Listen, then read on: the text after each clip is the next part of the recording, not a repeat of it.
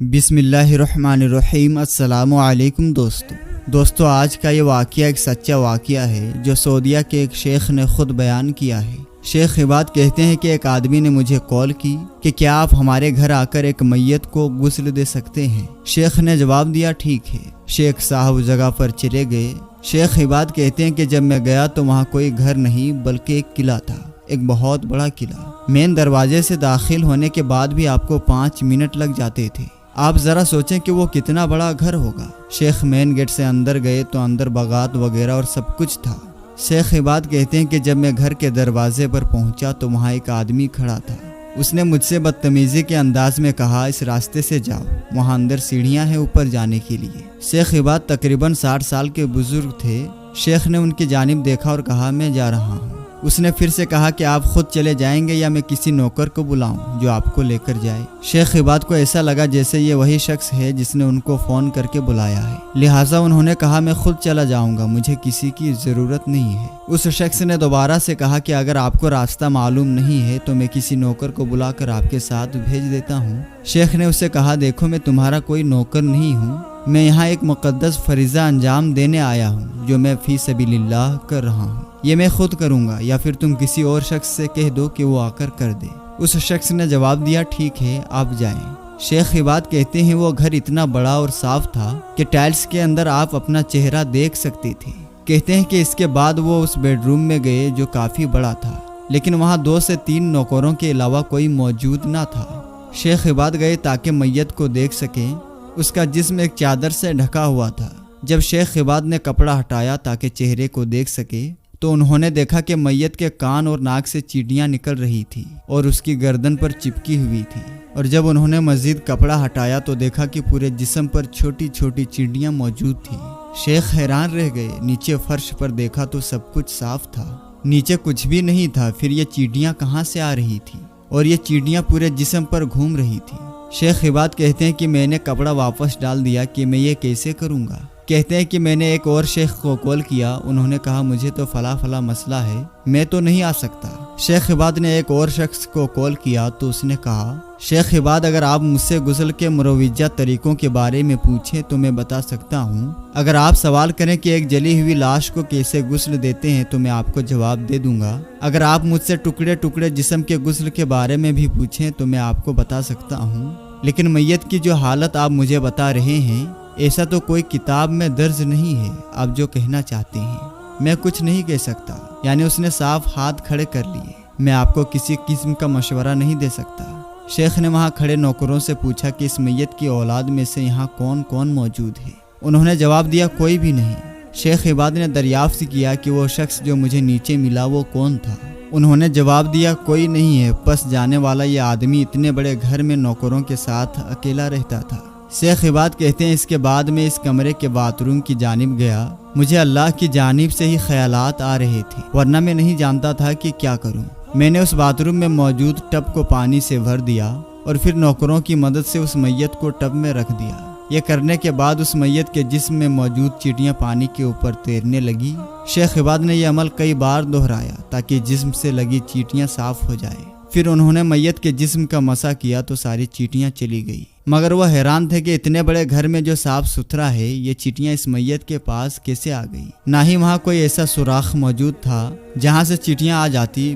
بہرحال انہوں نے میت کو پانی سے نکال کر دوبارہ بستر پر رکھا اور وہ مرویجہ عام طریقے سے جسم پر مسح کرنے لگے۔ اس پر عطر وغیرہ لگایا جو عام طور پر لگایا جاتا ہے۔ انہوں نے کام مکمل کیا اور نیچے آئے اور جب جانے لگے تو دیکھا کہ اس کا بیٹا چل رہا ہے۔ انہوں نے اسے کہا کہ میں نے آپ کے والد کو غسل دے دیا ہے، اگر کچھ اور کرانا چاہتے ہیں تو آپ مجھے کہیے، میں وہ خدمت بھی سر انجام دیتا ہوں۔ بڑی سختی اور بدتمیزی کے ساتھ اس نوجوان نے کہا کہ وہ سامنے کمرہ ڈرائیورز کے لیے ہے، وہاں چلے جائیے اور کھانا کھائیے۔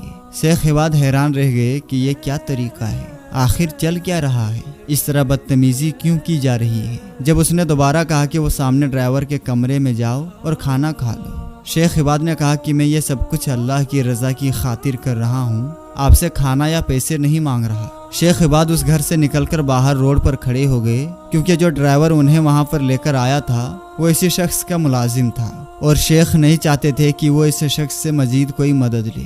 शेख इबाद वहाँ पर खड़े थे तो इस बदतमीज इंसान का बेटा और मरहूम का पोता वहाँ पर आया, जिसकी उम्र तकरीबन 18 साल थी। उसने देखा कि शेख रोड पर खड़े हैं तो वो उनके करीब आया और नरमी से बात करने लगा कि मैं माफ़ी चाहता हूँ इस हालत पर, मैं अपनी गाड़ी लाता हूँ और आपको छोड़ देता हूँ। शेख इबाद कहते हैं कि मेरे मना करने के बावजूद वो अपनी गाड़ी ले आया और उन्हें अपनी गाड़ी के अंदर बिठा लिया। उमूमन इंसानों की आदत होती है कि जब वो अच्छा या बुरा देखते हैं तो ये जानने की कोशिश करते हैं कि आखिर इसके पीछे क्या वजूहात हो सकती है। चुनांचे शेख इबाद ने ये जानना चाहा कि आखिर ये आदमी ऐसा क्या करता था कि इसके साथ मरने के बाद भी ये सलूक हो रहा है। शेख इबाद ने इस लड़के से कहा, सुनो बेटे, ये शख्स कौन था जिसे मैंने गुस्ल दिया? उसने जवाब दिया कि वो मेरे दादा थे। हम सभी जानते थे कि उसके जिस्म से चींटियां निकल रही है, चुनांचे हम उनके करीब बिल्कुल नहीं गए थे क्योंकि हम नहीं जानते थे कि आखिर क्या किया जाए। शेख इबाद ने उससे पूछा कि तुम्हारे ये मरहूम दादा जिंदगी में करते क्या थे?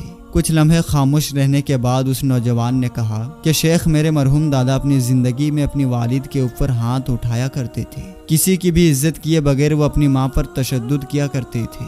शेख इबाद कहते हैं कि मैं ये सुनकर हैरान रह गया कि आखिर कोई जिंदा आदमी ऐसी जलील हरकत भी कर सकता है। इस लड़के ने मजीद बताया कि मेरे दादा की माँ के चेहरे पर जख्म तक नजर आया करते थे। उनके चेहरे, आंखों, हाथ पर मुस्तकिल जख्मों के निशान रहते थे।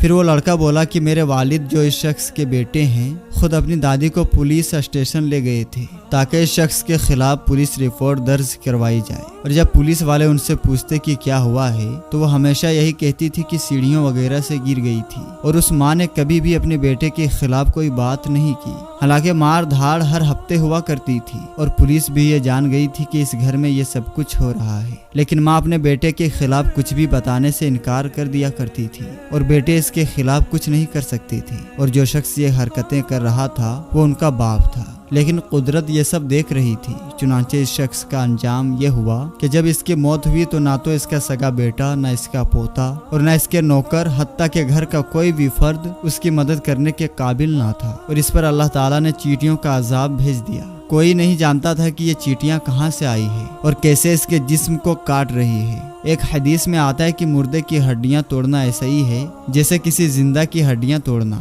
यानी मुर्दा भी वही दर्द महसूस करता है जो किसी जिंदा आदमी को होता है। तो जरा इस शख्स के बारे में सोचिए कि इस शख्स के नाक और कान और आंखों से चींटियां बाहर निकल रही थी, अंदर जा रही थी, उसके पूरे जिस्म पर काट रही थी। इस पर क्या गुजर रही होगी। एक जिंदा आदमी तो चीख कर अपना दर्द बयान कर सकता है, लेकिन मुर्दा तो कुछ नहीं कर सकता। हम मगर दर्द का एहसास वही मौजूद है। चुनांचे इस बात पर तो तमाम उलमा का इत्तेफाक है कि अपने वालिदैन के साथ किसी भी किस्म के सलूक का अंजाम आप न सिर्फ आखिरत में बल्कि दुनिया में भी देखते हैं। अल्लाह ताला से हरदम ये दुआ रहनी चाहिए कि जब तक हमारे वालिदैन जिंदा हैं हमें उनकी खिदमत करने की तौफीक दे, और जब वो इस जहां से चले जाएं तो हमें उनके लिए सदक़े जारिया बना दे। अगर आपके दिल में भी यही सदा है तो कमेंट सेक्शन में आमीन जरूर लिखिएगा। दोस्तों, आज की इस वीडियो को अपने दोस्तों के साथ ज़्यादा से ज़्यादा शेयर करें, और अगर आप चाहते हैं कि हम आपके लिए आपकी मर्जी का कोई मौजू लेकर आएं तो आप इस बारे में हमें कमेंट सेक्शन में बता सकते हैं। प्यारे दोस्तों, हम ये उम्मीद करते हैं कि आपको हमारी आज की ये वीडियो ज़रूर पसंद आई होगी। अगर आपको हमारी आज की ये वीडियो पसंद आई हो तो सबसे पहले इस वीडियो को लाइक करें, और अगर आपने अभी तक हमारा चैनल सब्सक्राइब नहीं कर रखा है तो चैनल को सब्सक्राइब कर लें और साथ ही लगे बेल नोटिफिकेशन को ज़रूर ऑन कर लें ताकि हमारी अपलोड होने वाली वीडियोज़ की नोटिफिकेशन सबसे पहले आपको मिल सके। तो मिलेंगे इंशाअल्लाह ताला किसी नई और अच्छी वीडियो के साथ। तब तक के लिए आप अपना और अपनों का बहुत ही ज़्यादा ख्याल रखें। अस्सलामु अलैकुम, अल्लाह हाफिज़।